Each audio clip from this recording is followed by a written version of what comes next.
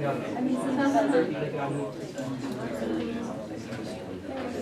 right, so we've got a lot to do today. Apparently, Dr. Morelli did not cover as much as I would have liked to have him cover because we've got presentations coming up that we're going to have to do starting on Thursday. So in order to be fair, what I'm going to do, and I think I left my pad back there on that chair, if you would hand that to me so kindly, I appreciate it. What I'd like to do is I'd like you to have one member of your group who is your designated chooser for today or designated dictator, whatever you want to call them, benevolent spokesperson, dictator, come up and choose a number. Since there are 12 groups, there will be 12 numbers. We'll do 4 presentations a day starting on Thursday, 4 presentations on Tuesday, a week from today, and then 4 presentations on the last day, which will be the week from this Thursday. So what I'm going to do is I'm going to have each group draw a number. I'm going to write down the group's name and place. And then I'm going to give you a few minutes to, if you are not happy with your group's position, so obviously groups 1 through 4 will go on Thursday, groups 5, 6, 7, and 8 will go on Tuesday, a week from today, and then 9, 10, 11, and 12. So if you have conflicts on those days, I do this to I'll let you negotiate, come up and try and sell your position to another group and try and get them to swap with you. You might think about, in these few minutes, what you're willing to offer for somebody to swap if you really need to swap, because that's what we're going to do. So it'll be absolutely fair, and you won't say, well, you didn't like our group, you made us go first. And, so it's absolutely luck of the draw. I've randomized these, but send one person up, and you can pick up your number. Tell me your group name, we'll write it down, and then we'll see if you want to negotiate. And then I am going to...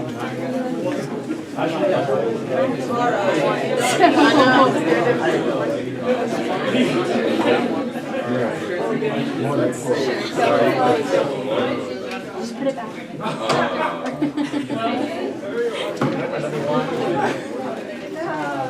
And we're on the first day, right?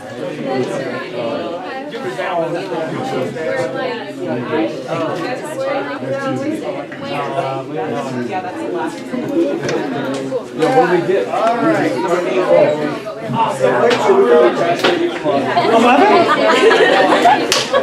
Yeah. So happy right now.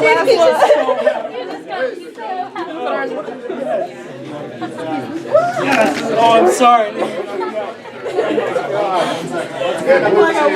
11? Jude's got number 2.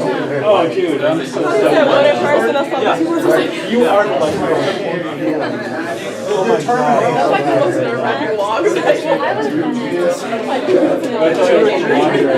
Okay, group number 3. I was Group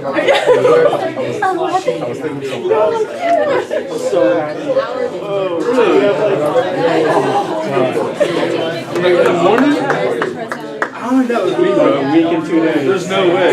Because last Thursday at 3 a.m. I was sleeping. I think.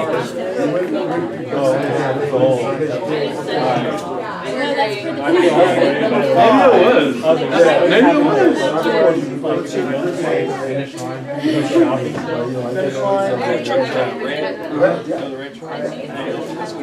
Group number 6. I don't know. Group number 7.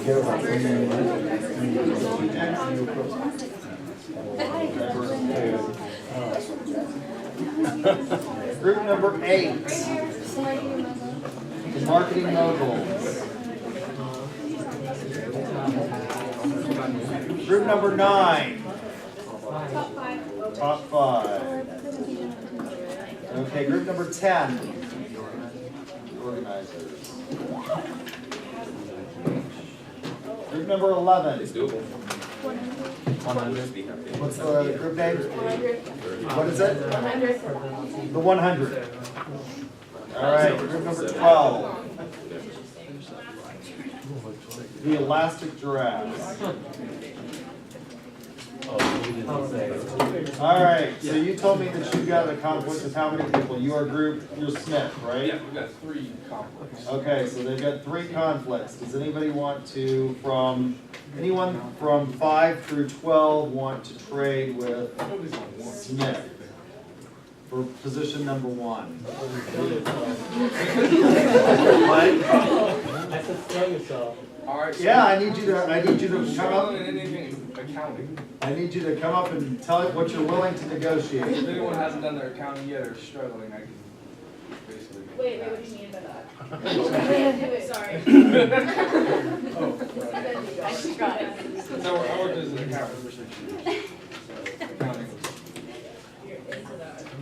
super easy. I mean, we just legitimately, you just gotta find out what people need first. Basically, it's going to basically dock them a letter today. Can Smith Not bake? doing the other thing. Can Smith bake? Can you bake? Or something? I can. Yeah. If I can't, I think my wife.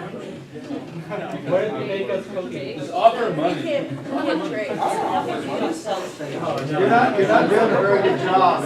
Alright, fine. Start offering money.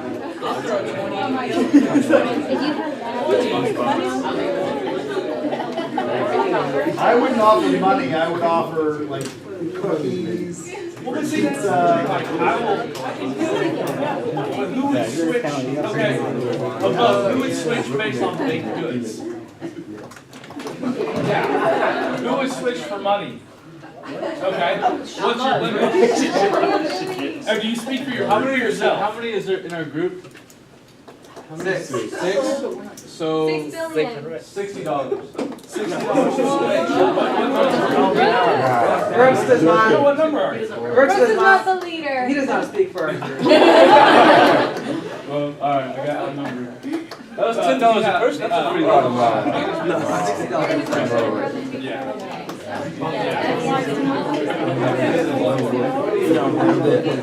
You have like 4 people, what? How many are in your group? 8 of us. There are 8, so half of your group is going to be gone.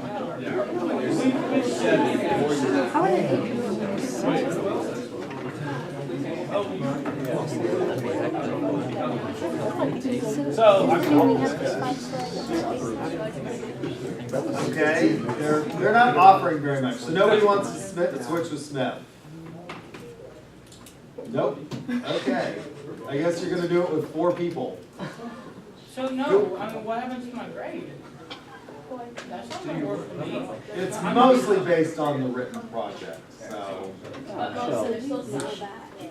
there's still some on the presentation. I suggest you get with your people that are gonna be gone and really work on the presentation. Do a bang up presentation. Who else needed to split? Who else? TJ? You were number 3. Does anybody want to switch for number 3? It's the same thing in marketing. I mean, It's what? Name.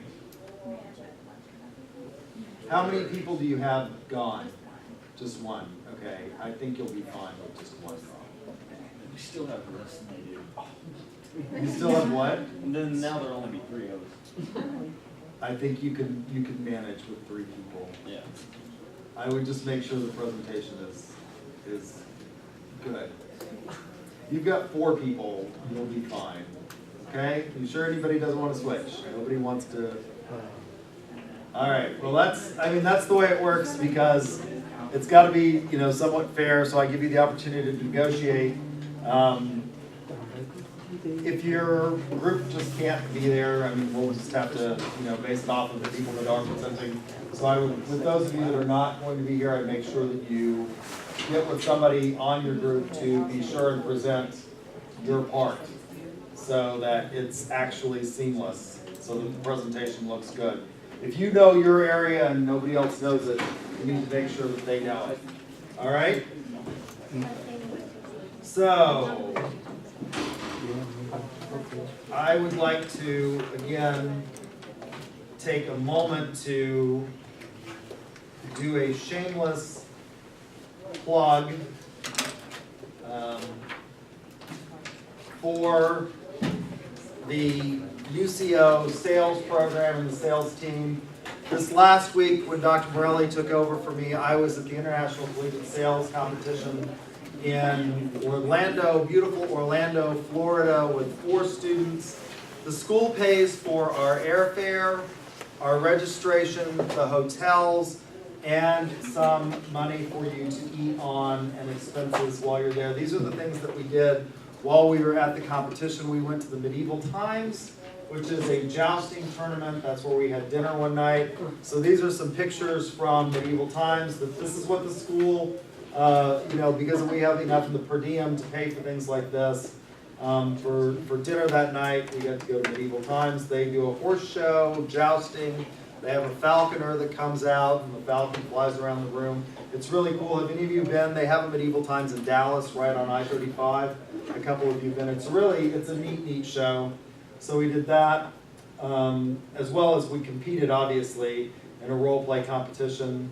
So this is just some pictures from that. These are my students that I took that are part of the sales team. We placed 8th overall as a school out of 70 schools. So we did really well in the competition. Which one of them placed 6th? Ashley placed, the one that's the second in, or Lindsay, not Ashley, I had Ashley last time. Lindsay placed in the top. She made it to the semifinals, in the top quarter. So there were 140 competitors in that, because there were 2 from each school. So in addition to that, we also went to Universal Studios Orlando. We got to do the Harry Potter ride, and also the Hulk. They have some really incredible roller coasters.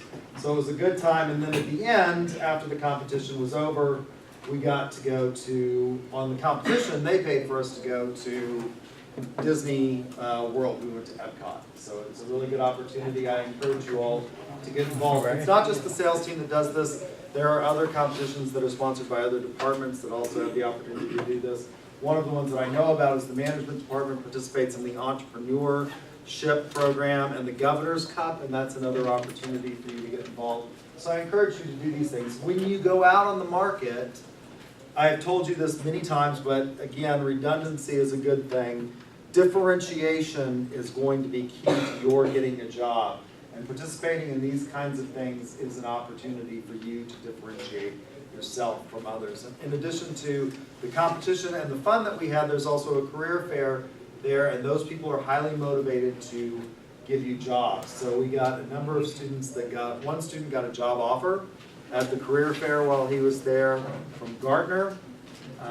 Lindsay, who placed in the top quarter at the sales competition, she got a job offer and is starting at Gartner in the summer. She'll start in June. She graduates this semester, and she'll start in I believe, June at Gartner. So she got a job offer, and the others got some really good leads. So it's a really good opportunity for you all to do that kind of stuff, and to get back some of the money that you have given, obviously, to the school in terms of your tuition and fee dollars.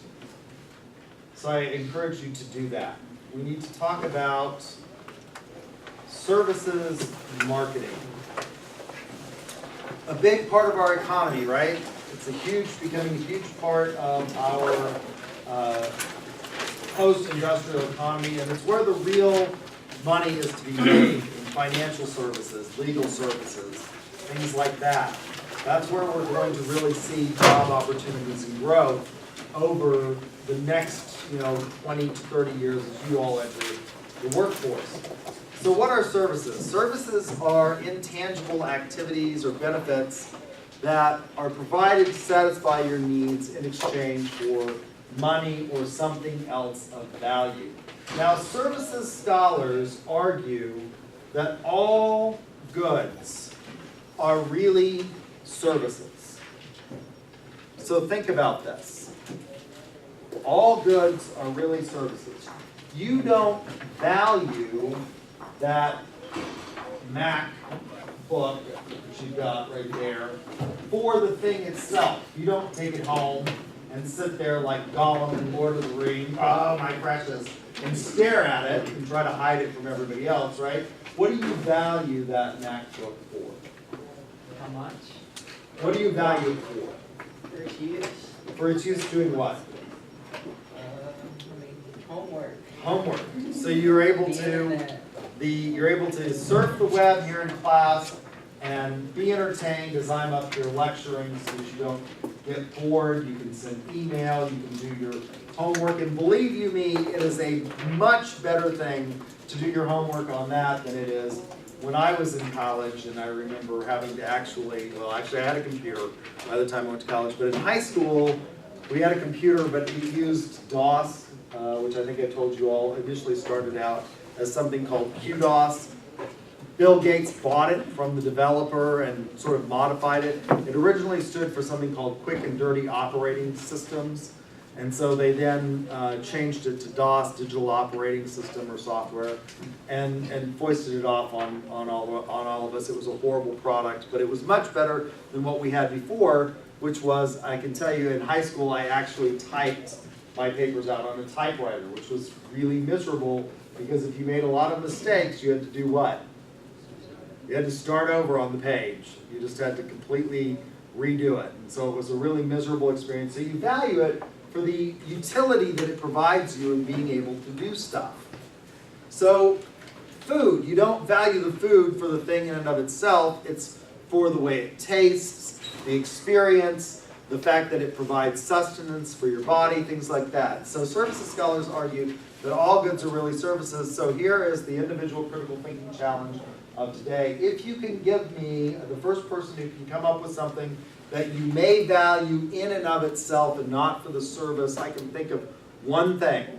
And you may come up with something different than what I've thought of and make a different argument. But the first person who can come up with something that you value in and of itself and not for the service it provides you, I'll give you 5 bonus points on the third exam, which is coming up after the presentations. So anybody come up with an idea that you might value for something other than the service that it provides. So why do I want this piece of pad?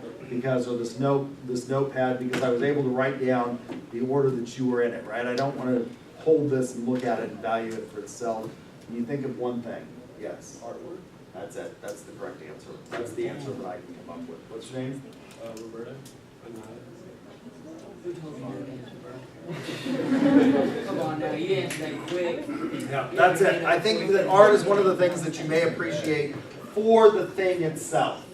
You appreciate it for itself. You sit there and you look at it and you appreciate it for the actual object, not necessarily any service that it provides.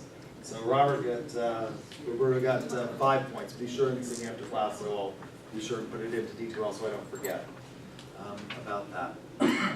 46% of the U.S. GDP is in services, and that's an increase from years ago in the 1970s when we were largely a manufacturing society, and it's increased in value 100% since 1990. In 2014, we exported $722 billion, and it's the one area where we have a huge trade surplus, and that's going to continue to be the case in the future as we move more and more into a post-industrial economy.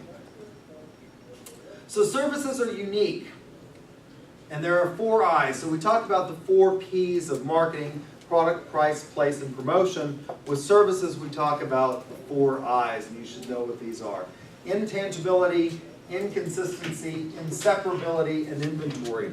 And again, we talk about these as though they're unique and distinct, but they are oftentimes, these 4 I's are interrelated, and you'll see how that works as we go through. So there are aspects of each of these in all of the other 4. So intangibility, what does that mean? Well, services can't be held or touched or seen many times before the purchase, and sometimes not even after the purchase.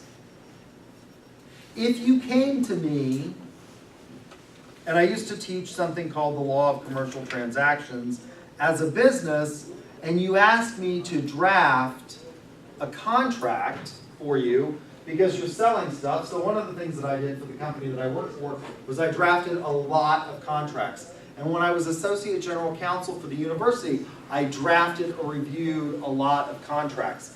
So you come to me and I put together this document on this piece of paper, and at the top it's going to say something like contract. You're going to say parties, you know.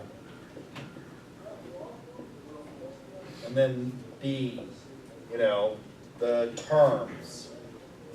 And then C, signatures, right? Date. What is a contract?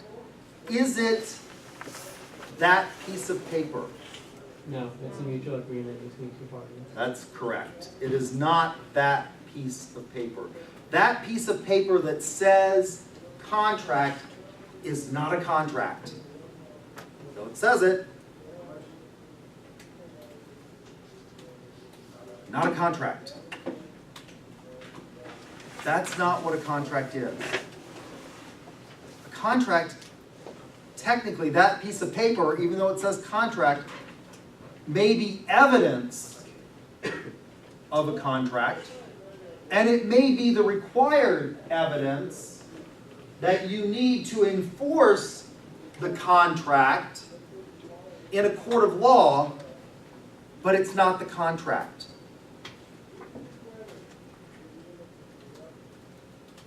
It is the contract itself is this thing that's out here. It's a mutual agreement. Now it's more than just a mutual agreement, because one of the things that I would know as a lawyer is that certain things that we may think of as being enforceable are not.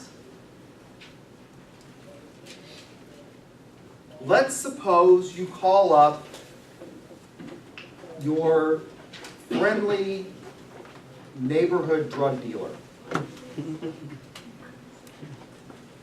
Jimmy, John. and you need, you know, 5 dime bags. Why is it called a dime bag? Anybody know? $10 for a gram. It's what? $5 for a gram. I don't know why I know that.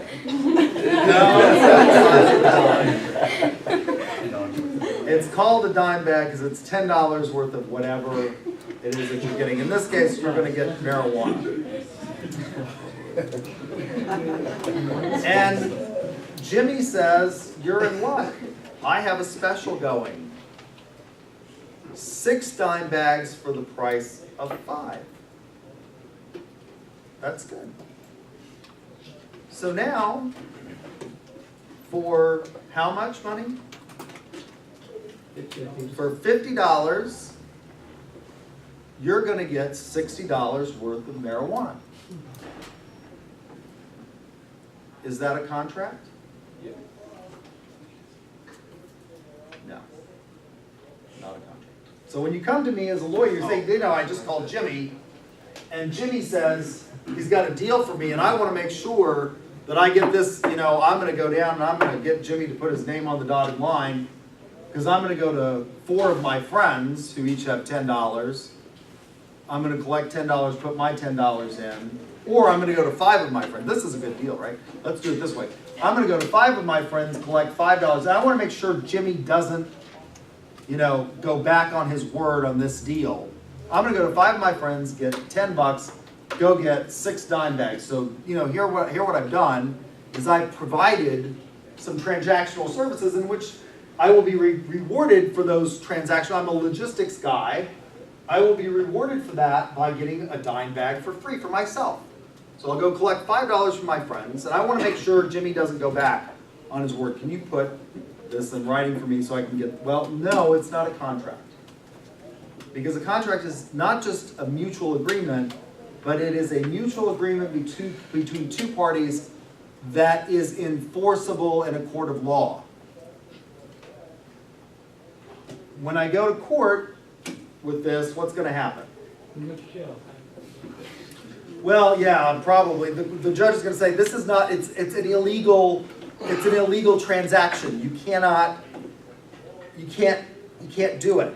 It's not legally enforceable. So a contract is an agreement between two parties that is legally enforceable in a court of law. Somebody have a question? Yeah, so how do you get a contract legally enforceable? Like, do you have to, what makes, do you have to stamp from the state, or do you have to have, something like that? Right, so that's a good question. That goes to this intangibility of it. A contract that's legally enforceable has a number of requirements. First of all,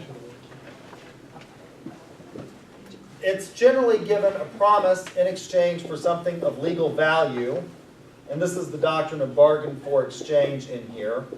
So you say, and there's generally legal value on this side, and it generally takes the form of P1 in exchange for P2 with legal value, and the doctrine of bargain for exchange, which is the doctrine of consideration. And what I mean by legal value is something that you can trade legally.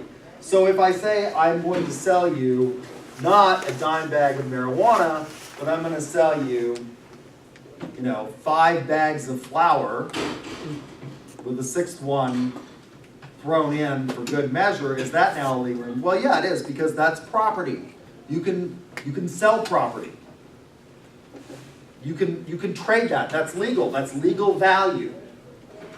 Legal value is the right to have something and sell it, or refrain from doing something that you are legally able to do. Now, I'm going to give you, in the contract for flour, I'm going to give you a document that's going to say contract, and it's not really the contract. What you're getting is you're getting the peace of mind that after you get the signature on that contract from Jimmy for your flour, not your Mary Jane, that when Jimmy says, oh, I no longer have 6 bags of flour, you can go get something from court. You can get them to force Jimmy to give you that other bag of flour, or to make you whole. That's what you're getting. It's not this piece of paper. It's something out here. It's the meeting of the minds that you're getting.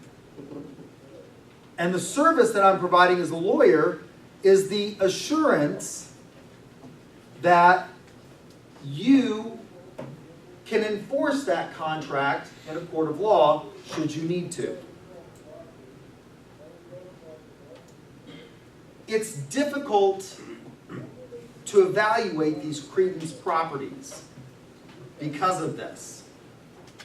So let me give you another example dealing with the law, what I mean by evaluating these credence properties. How do you evaluate the quality of a lawyer?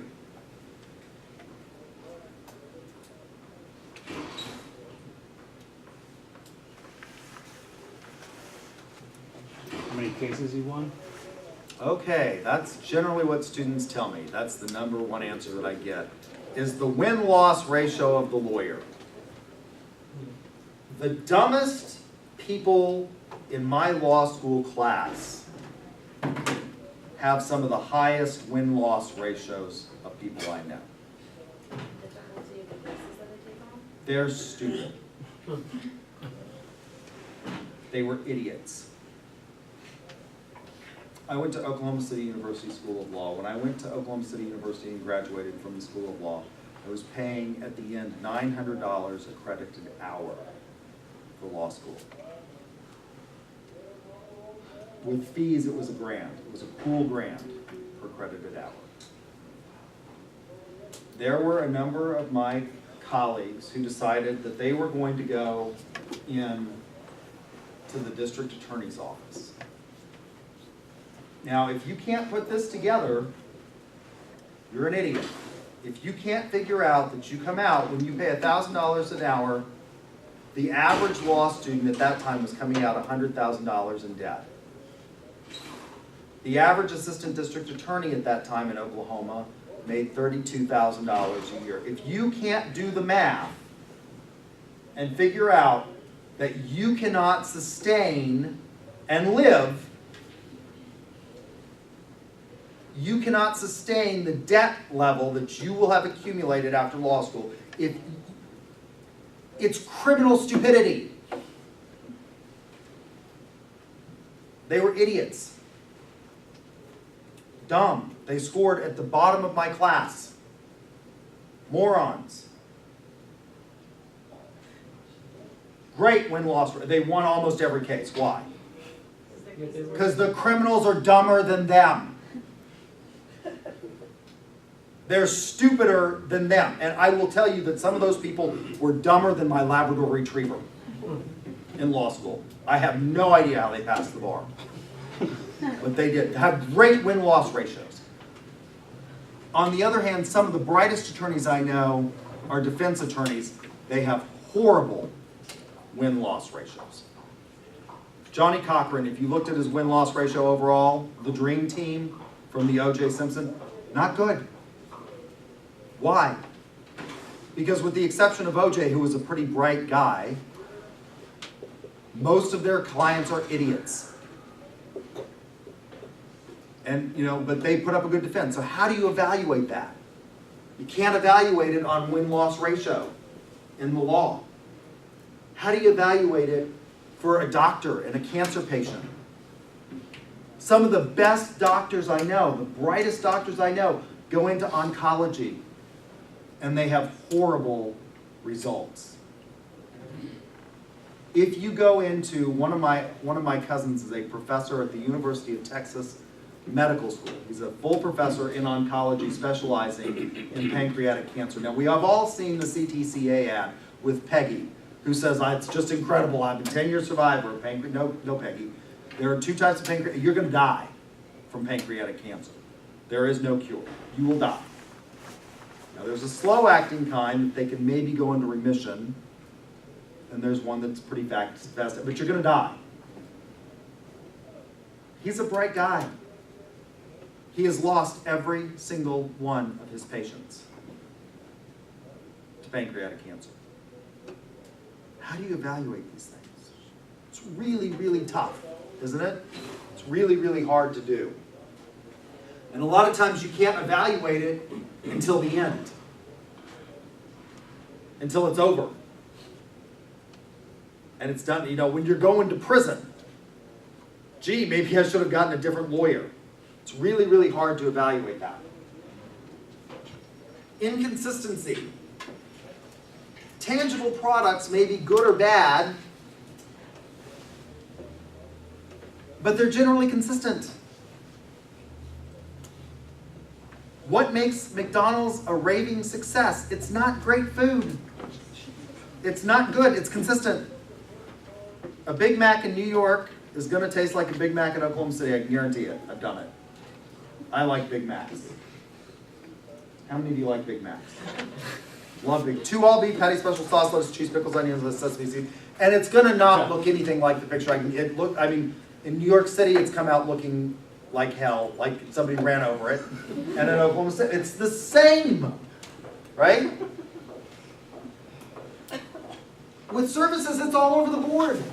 Even if I'm a great lawyer, let's suppose I'm not one of the Labrador Retrievers that in my class that went to the district attorney's office.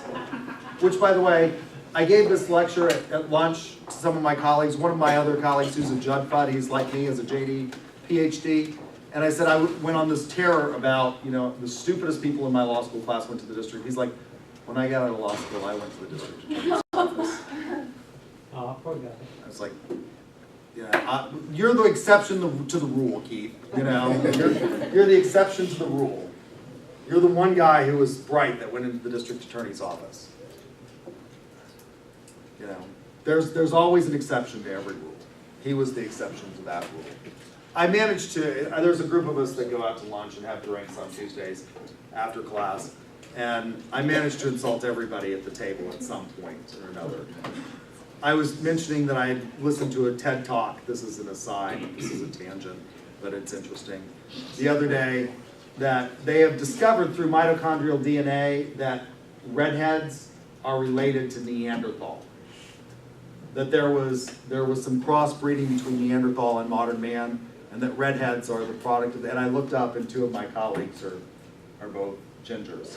And they're looking at me, like, ready to stab me with their steak knife. Well, Neanderthals were thought to be smarter than the average Homo sapiens. Maybe. That may be true. And that's why they died out. Yeah, maybe. So the quality will vary even within maybe the same provider. If you come into my law office on a really good day, I may give you just fantastic advice and be on the top of my game. But let's suppose you come in on a day that I just found out that A, I'm really a ginger, B, I have pancreatic cancer, and C, I'm going to have to take a job as a district attorney. And you ask me for, plangent advice. I may not be on the top of my game that day, right? So it can be, even within the same one, you can have this wide variance. Pricing then becomes difficult because it can be so unique. How am I going to tell you what the price is going to be? It depends on the complexity of the services that you're seeking. Now, generally, lawyers bill by the what? Hour. By the hour. Or 5 to 6 minutes. Yeah, it's by the tenth. You bill by the hour, but it's in 6-minute increments, which is why if you go into a law office where they actually bill by the hour, they'll have lots of clocks everywhere. So they're not, they don't want you to get paranoid if they keep looking at their watch, but it's so that they can keep track of their billables, so that they know how much time they're spending with you. Other lawyers try to bill by the case. And they'll say, well, I'll do it for this amount of money, or I'll do it to this point for this amount of money. And that becomes really hard to come up with pricing models for those kinds of things. So it can be very difficult.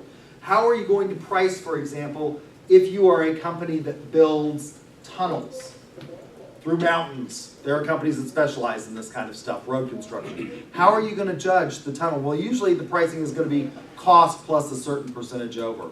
But, customers are going to want to know. They're going to want an estimate of how, well, it depends on, if we get in there and we start going through, if it's sandstone through the mountain, it's one thing, but if we get in there and you're having to dig and it turns out, ooh, it's granite, that can be more costly. So organizations attempt to deal with this inconsistency through standardization and training, very good training programs, so that you get it right each and every time. So what are they doing? What did they try to do, for example, at places like, one of the things that I'm very fascinated by is, historically speaking, personal services like massage services were done by boutique, a day at the spa. Spa envy has attempted to become more consistent. So what do? Have good training, how many of you have had a massage? Varies widely, doesn't it? How many of you, my brother and I decided to try one of those massages in the mall. And I couldn't wait for it to be over. It felt like, the guy was Rolfing me, it was not a massage, it was like, deep tissue, elbow and back. I couldn't, wait for it to be over. So they tried to more standardize this through training and through just offering a limited menu of services that they have instead of, sort of all the different kinds of specializations. So that's one way of dealing with the inconsistency. Inseparability, and this is related to inconsistency. Again, all 4 of the I's are related or interrelated to some degree. The customer doesn't separate the deliverer of the service from the company itself. If you have a really bad experience with the service provider, you're likely going to transfer that to the what? To the business. You go into Massage Envy and you have a really bad experience, somebody who doesn't know what they're doing, what are you going to say? Yeah, don't go to Massage Envy. You're going to tell all your friends through NWOM, what we call negative word of mouth, don't go to Massage Envy. They're horrible. I walked out of there black and blue, or the person didn't know what they were doing. So it's important that with regard to services that you have a lot of interaction in general between the provider and the customer, and you co-create the value together. So what are they going to do to deal with this inconsistency and try to figure out what it is that you want when you go in to have a massage? For those of you who have done it before, have a massage, what kinds of questions do they ask? Do you want deep tissue? How much pressure do you like being applied? What do you have an area that you really want me to work on? That kind of value co-creation, talking with the customer and figuring out what they want. Interaction is going to be dependent upon the extent the customer is present and willing to participate. A lot of times, what will we do with regard to services? a lot of times, one of the things that's difficult for services providers to overcome is if you have a bad experience, a lot of customers, because we are a horribly polite society by and large on the whole, and we don't like to really get aggressive with people and say, this is horrible, you did a terrible job, what do you usually do? Just not tipping. You generally just go on and tell everybody and don't tell the provider themselves. And you're capable of doing that now. We used to say in the olden days, if you really were unhappy with a service or a product, you would probably tell 7 people. If you were really happy, you might tell 3 people. I tell my businesses that I consult for now, it's no longer that if they are unhappy with you, they will tell the world. They will get on every website they can and blast you. Because you can do it anonymously. Some services are easier to do this with, dry cleaning, obviously, it's either clean or it's not. It comes back still smelling, you didn't get it, and you don't have to have a lot. But for the most part, anything beyond sort of basic services, even housekeeping services, Mary Maids, for example, is a national company that starts these services. They're licensed and bonded and professional.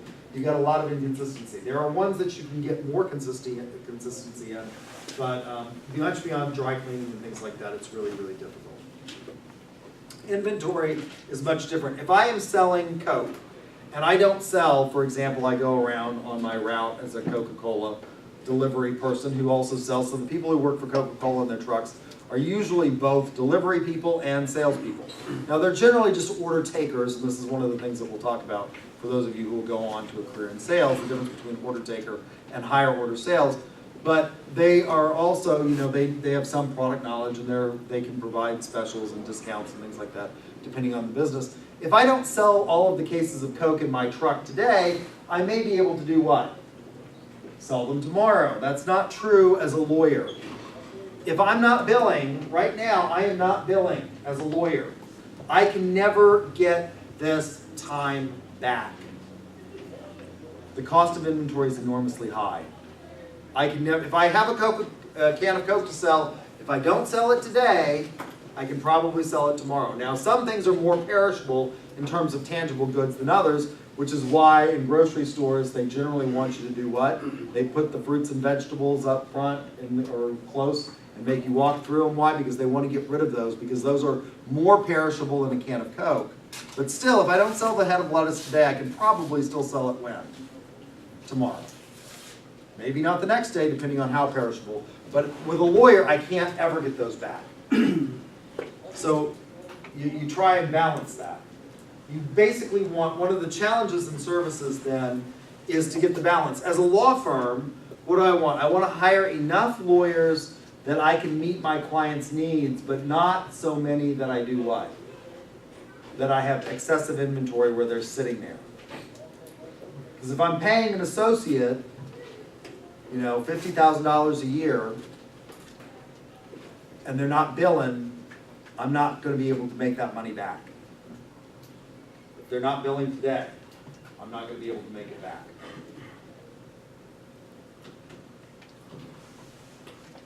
The service continuum, most companies are mixed. They're not clearly product-based or service-based. So the copy machine upstairs, that's a tangible product that we bought. It comes with a service contract. It's mostly a product with a service attached to it. This is important for things in marketing to understand, for things like the UCC. The UCC will apply to a sale of goods. It doesn't apply to services. But what happens when you have a mixed sale of goods and services? So this is one of the things that you have to think about. Under the UCC, for example, warranties, there is a warranty, an implied warranty of merchantability. What does that mean? It means that the good is reasonably suited to the purpose for which it will ordinarily be used. Why is this important? Let's go back to my McDonald's example. If McDonald's is primarily a service, it falls outside of the UCC and they may not be covered by the implied warranty of merchantability. But if it's primarily a product, it is covered by the UCC and will be covered by the implied warranty of merchantability. Now, why may this be important? Well, let's suppose you go to McDonald's and shucks. They get a bad case of beef. I remember years ago, you all probably are too young to remember this, there was a big scare with regard to particularly beef in the fast food industry, where they were feeding them bone meal, ground up other parts from other cattle to try and get them fattened up. And there was a disease that came out that was called mad cow. And what it does is it's equine encephaliform. It basically makes the brain spongy. And if you got mad cow, you could get this from eating the beef that was not cooked. You could get mad cow disease. And it basically does to your brain over a very short period of time what Alzheimer's does over. When you take and you autopsy somebody who has Alzheimer's, they have big parts of their brain that are just like eaten away. Mad cow does that in no time. Now, if it's a service and they served you a mad cow burger, you're not covered by the implied warranty of merchantability. If it's a product, you are. What would the implied warranty of merchantability be? Well, basically that the hamburger's what? When you go to McDonald's, you want to know that the hamburger is what? Safe to eat, right? So most things are on a continuum. The more you get to like a service, the less you're going to get maybe things like the implied warranty of merchantability. On the opposite end of the spectrum, a law service, you are getting product, you're getting this piece of paper that says it's a contract. Can you sue me under the UCC for implied warranty of merchantability since you have this tangible product? And say you breached the implied warranty of merchantability. You can't. Even though you've got a tangible product, it's not covered under the UCC. Classifying services becomes important. We can classify services in a number of different ways that you should know for the exam. The method of delivery. Is it delivered by people, for example, lawyers, doctors, accountants, or is it delivered by equipment? Electric, again, can you touch the electricity that you get? In many instances, you don't even see it, right? It's doing what? You don't even see the end product. It's running things like your computer. It's that little electrons going through the motherboard in that computer. We can classify them as for-profit or non-for-profit. For example, government services. The states provide you with lots of services. Roads, fire, police protection, the U.S. Postal Service. Those are not for profit. We can also look at the way consumers purchase services. Are you purchasing it through a person? Or are you purchasing it through a website? Why would that make a difference? It's really great. Automation is really, really great anymore in that you don't have to talk to a real person until what happens? Until you actually have a problem and you need to talk to a real person, and then you have to go through 15 million different prompts on the telephone to get to talking to a real person. So how do companies that do services well deal with these problems? First of all, they understand how consumers make purchases. Those touch points, so if you bought airline tickets, how many of you bought airline tickets online? Southwest does a really good job on their website of communicating with you, giving you chat feedback if that's what you need to help you buy these things, to get if you have problems with the website or if you need to cancel a ticket. Others, not so much. If you bought tickets on Priceline, you're basically going through a third party, which means what? If you have a problem, who are you going to have to deal with? The third party, maybe, and getting your money back. So good companies that really know this. Southwest is one of the ones that does a really good job of that. Why? Because they really engage in what we call living the brand, what marketing scholars call living the brand, and ensuring that they have a consistent, solid message to begin with. They understand how consumers evaluate their services. And they understand how to present an advantage and maximize their competitive advantage in the market. how does Southwest maximize their competitive advantage in the market? How many of you have flown Southwest? A lot of you. What makes Southwest different than the others? No assigned seats. That's the best thing about Southwest. There's no assigned seats. You can sit wherever you want. Everybody's the same. There's no first class. You board by group. Why else are they good at it? They only fly one plane. The Boeing 737. What does that mean for Southwest? Why does Southwest have a better on time? What's the basic thing that you want in an airline? And Southwest has really figured this out. What's the basic thing that you want? It's you want to what? You want to be on time and you want to get there on time. Why is Southwest really successful at that? Because to the extent that they can deal with the problems, one of the number one reasons that planes and airlines are not on time is because they have a problem with an airline, with an airplane. Southwest, because they fly the same plane, they can, if something's wrong with that plane, they can do what? They can switch planes. It's really, really hard if you're American Airlines and you're flying everything from a Canadian regional jet to a Boeing 747 in your fleet, to all of a sudden you've got a flight that needs to go from LA to New York, and you've got, you know, people that are booked on a 737, and you've got a plane that's sitting over there that's not booked at the moment, but it's a Canadian regional jet, and you've got 400 people in that Canadian regional jet will only seat 100. You can't switch out those planes. And so Southwest has figured out a way of doing, to the extent that you can get around this. Now they can't get around what kinds of things? Weather, delays from air traffic control and things like that, but to the extent that they can get around this, they figured out how to maximize that and create a competitive advantage in the marketplace. Assessing services quality. Customers are going to compare their ideal, what they want in the experience, to their actual experience. And the difference between these, we can identify through what's called a gap analysis. And we're going to look at factors like reliability, tangibility, responsiveness, assurance, and empathy. The number one thing, and the most important of these, is probably empathy.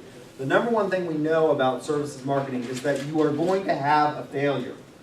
You're going to have a services marketing failure. And when you do, the way you deal with that failure is going to determine whether or not people go out and engage in a lot of in-wom or negative word of mouth against you. We've actually identified in the literature that if you have a services failure and you recover from it quickly, people are actually happier about it than they would be if you had not had the services failure. That doesn't sound intuitive, but it's true. If you have a services failure and you make people whole and you give them more than they expected, they're generally happier. Not like United Airlines? Huh? Not like United Airlines? Yeah, United Airlines with the guy who they took off the airplane. And there's a guy who wrote a book called United Breaks Guitars after they broke his guitar. I mean, they've got a horrible reputation. They don't recover from their failures well. And as a result, there's this one customer out there who wrote an entire book about how, and it became almost a bestseller on how bad United is. On the other hand, Southwest has really good reputation because all of the airlines overbook flights. They know that some people are probably not going to show up. But what do they do to compensate? Rather than dragging the doctor off the plane and hitting his head and having it captured on video and played on YouTube over 10 million times, Southwest empowers their people to go way above in terms of what they will offer you in terms of vouchers for free flights in the future. And they never get to that point where somebody's on the plane and they're pulling them off. And people are generally happier. How many of you have decided that you would you would give up your spot on the plane and take another one in exchange for vouchers? I've done it. I flew for a year for free on Southwest doing that. I took 5 trips. Because every time they'd say, we're overbooked and we need somebody to volunteer, we'll give you 2 vouchers for anywhere in the United States. Anywhere that they flew. I took it. And it was a services failure, but I was happier at the end of the day than I was if I had gotten to go when it didn't matter that much to me in terms of getting there on time. I was pretty flexible, and I got to travel for free for a year. Got to take 4 trips for the price of 1. I was much happier in the end than I would have been otherwise. I'm gonna give you the rest of the time for about 15 minutes, since it's really hard to start price for those of you particularly that need to work with your groups so that you can figure out how you're gonna do your presentations going on Monday. If the rest of you feel cheated, and you don't wanna work in your groups, you let me know, and we'll stay late. How's that? On Thursday. No? All right.